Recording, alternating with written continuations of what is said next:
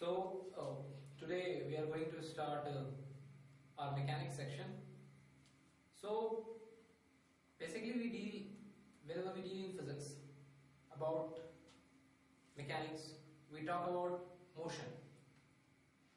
So the motion in itself is a quite confusing word. Why? Because it depends that which person is observing the object which is considered to be in motion. You will see in different examples that one particular object, one person will say that it is in motion, and another one will say that no, it's not in motion, it's at rest.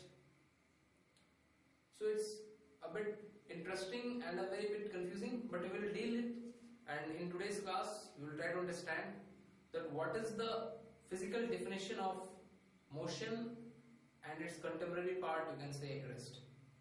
So here are the two words, rest and motion.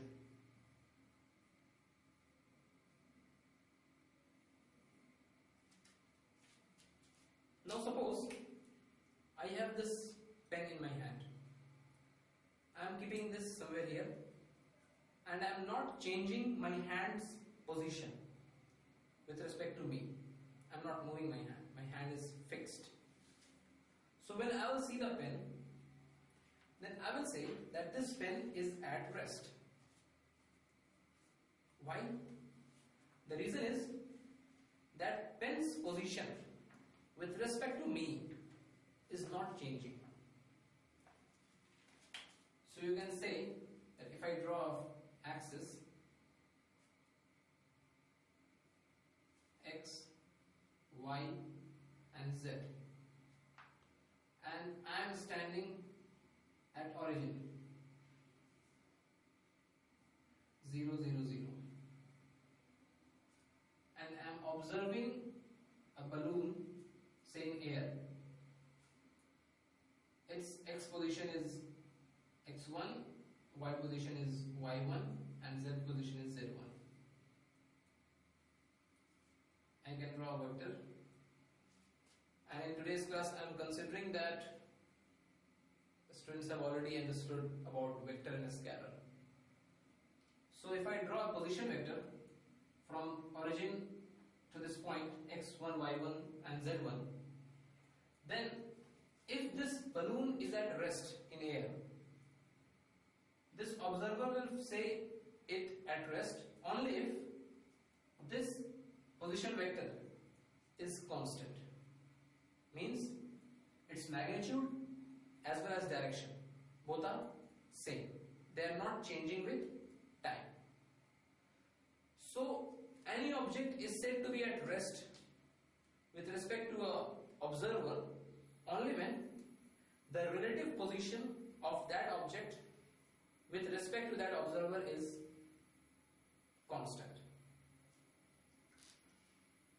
But the interesting part is that if say suppose there is a lift and inside the lift there is hanging a bulb and there is a person standing inside the lift and there is a person outside standing at the ground, and this lift is fixed with a cable. So at time t is equal to 0, suppose this person A is observing this lift in which there is another person B. So A will say that this B is at rest, or I will say that this lift is at rest. Why? Because this lift is attached to a fixed plane with respect to a rope and there is no motion. Now suppose I cut this rope. So what will happen? We all know, because of gravitational force, this lift will start coming downwards. When it will start coming downwards, what will happen? This object A will say that this lift is in motion. He will also say that this person B is in motion downwards. Why? Because we can say that the relative position of object B with respect to A, this y distance, it will change every time. At one moment the object B will be here, another here, here, here. It will keep on coming downwards. So as the relative position is decreasing, A will definitely say that position of B is changing. It means B is in motion with respect to A. This object observer A will also say that this lamp L, that is in motion, because as lift is coming downwards, this lamp is attached to the top of the lift, so lamp is also coming downward. So observer A will say that this lamp is in motion. So according to observer A,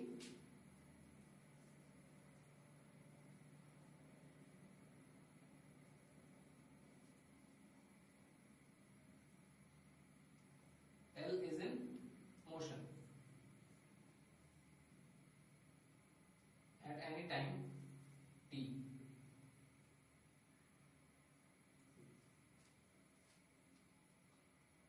But suppose at the same time we ask B that what according to you is the state of lamp, whether the lamp is in motion or is at rest. So what B will answer? B will say that lamp is at rest. So it's very interesting, because A is saying that lamp is in motion, while B will say that lamp is at rest. Why B will say such? Because we can easily see from the figure that B position is fixed inside the lift, lamp position is also fixed. The relative displacement between object lamp and the observer B, that is fixed. Though this entire lift is coming downwards, this height is not changing. This entire lift may be at this position, or maybe at this, or this, at any position it may be. The relative distance between lamp L and B is not changing. We can say, like, if we call this vector LB or BL, whatever, then that is constant.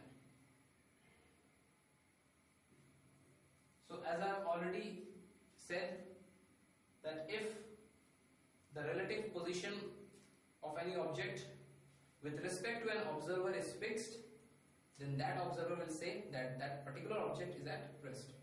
So that's why B will say that lamp is at rest, while A is saying that lamp is in motion. So now the question is that which one is right? B is right or A is right? Because the force acting on lamp is fixed. What are the forces will be? The forces will be, say lamp has a mass, so the gravity will be there, mg, and this rope, there will be a tension T. Why is there any tension? We will discuss later in subsequent chapters. We will discuss in details about Newton's laws. For the time being, we please consider that whenever there is any string discussed, this is any string. So whenever there is any string,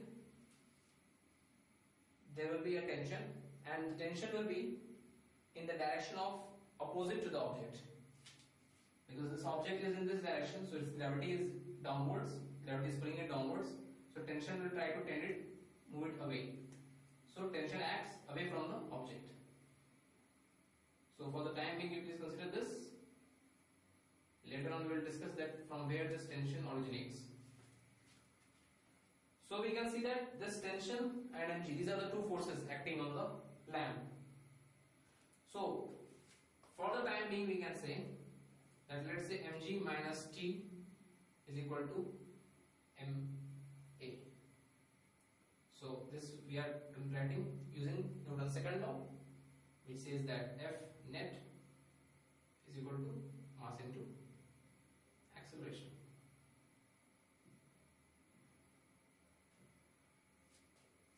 So according to A, this acceleration small a should be non-zero, and according to B, this should be 0, because if an object is at rest, then its velocity and its acceleration both will be 0.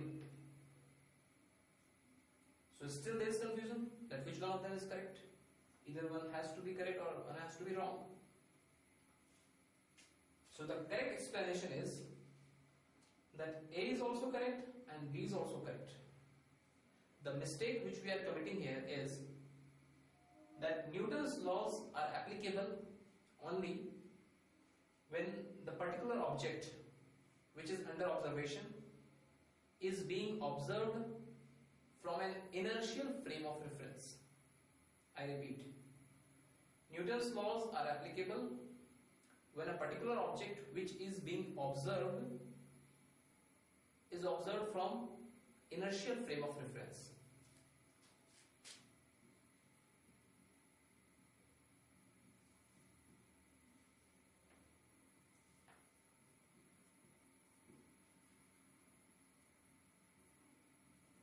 What is inertial frame? I'll explain it right now.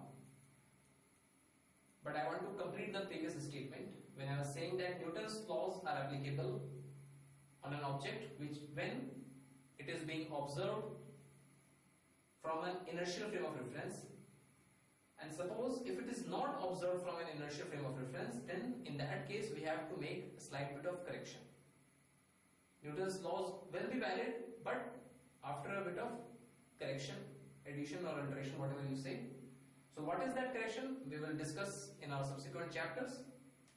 Till the time being, we have to make it sure that if we are applying Newton's laws and we are trying to apply Newton's laws on an object, then the observer should be at inertial frame. Now the question is, what is inertial frame? Inertial frames are attributed as those frames whose acceleration is 0. I repeat, those frames is just another word for observer. You can say inertial observer, there is no physically any mistake in that.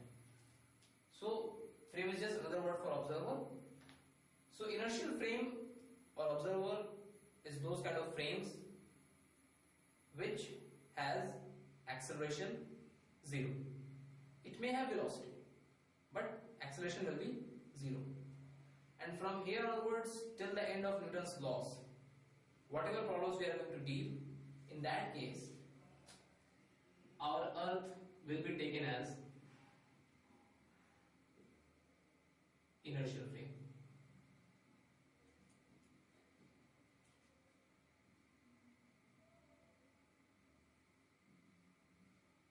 Though if we go under very scientific correction, then we may say that Earth might not be considered as inertial frame, because at least Earth is rotating, Earth is revoluting around Sun, so it has got some acceleration. But till the time being, we are solving Newton's laws at +2 level for your IIT, or any other exam. Take it for granted that Earth will be an inertial frame unless it is being specifically mentioned in the question. In that case, rules will not change. We have to make a slight bit of addition, which we will discuss later. But as far till now, whenever Earth is there, or you can say Earth may mean that any observer who is standing at Earth, and there is no special acceleration in that. So Earth is taken as inertial frame of reference. Coming back to the example which we have taken already, this object, observer A, was standing at Earth. There was no motion in that, no acceleration. So in that case, this was an inertial frame of reference. So Newton's laws are applied for A. So that's why when we wrote this law, mg minus t is equal to ma. So this acceleration A, this capital A observer was observing. So this A value was non-zero. Because of this, obviously he is saying that the lamp is coming downwards, so lamp must have some acceleration. But at the same time, when we talked about observer B, then B was not at rest. B was in motion. And not only B was in motion, but B has acceleration because it was a free fall system. So the entire system was coming down with an acceleration G. So the acceleration of B was, because if we draw the Newton's law diagram for B, we will see that suppose this is the MB is the mass of B, the MBG minus normal force, that was MB acceleration of B. So this value acceleration of B was something non-zero. And later when we will discuss, we will find that in such case, when you are in a lift and suppose the rope of the lift cuts down, so you will start feeling as if you are in gravity free space, because what will happen that this observer B, object person B, will lose the contact from the surface of the lift. So in that case, when there is no contact, normal will become 0. So ultimately this acceleration B will become G. So this is just an introductory, just to describe you what is rest and what is motion. We will deal everything in detail in our subsequent classes. We will deal tension, we will deal normal, we will discuss how to write Newton's laws. But one thing which I am assuming that from hence onward everyone will take into consideration is that whenever we are going to solve any problem of Newton's law, whenever we are going to write any Newton's laws equation, then first we will see that who is our observer, who is observing the system. Because in physics and mechanics, this term is very important, that who is the observer. Observer is at rest or observer is in motion. And with respect to that observer, what is the condition of the object? So, in order to not commit any mistake, we have to first make sure that whoever the frame is, that should be a non-accelerated. Its acceleration should be 0. Later on we will discuss of frames which have an accelerated condition, and those whose acceleration is non-zero are considered to be inertial frame, and the rest are considered to be non-inertial frame. So from next point we will start discussing about Newton's laws. I hope everyone is familiar with what is rest and what is motion. Please make it sure that these two words, they are not absolute, they are relative. Relative means that one particular object, this lamp, seems to be at rest with an observer B, but at the same time it seems to be in motion with respect to observer A. So this word rest or this word motion can be attributed to an object only when we are sure about the observer. These words may change from observer to observer. If I hold this pen in my hand and I start moving my hand, I will see that this pen is moving with respect to me. But suppose I keep it fixed in my hand and I also start moving with this. So though we both are moving, I am moving as well as the pen is moving, but the pen is at rest with respect to me. So these things seem to be very easy, but generally people do mistakes in solving problems, so we have to take in consideration of that. And from next session we will start discussing Newton's laws.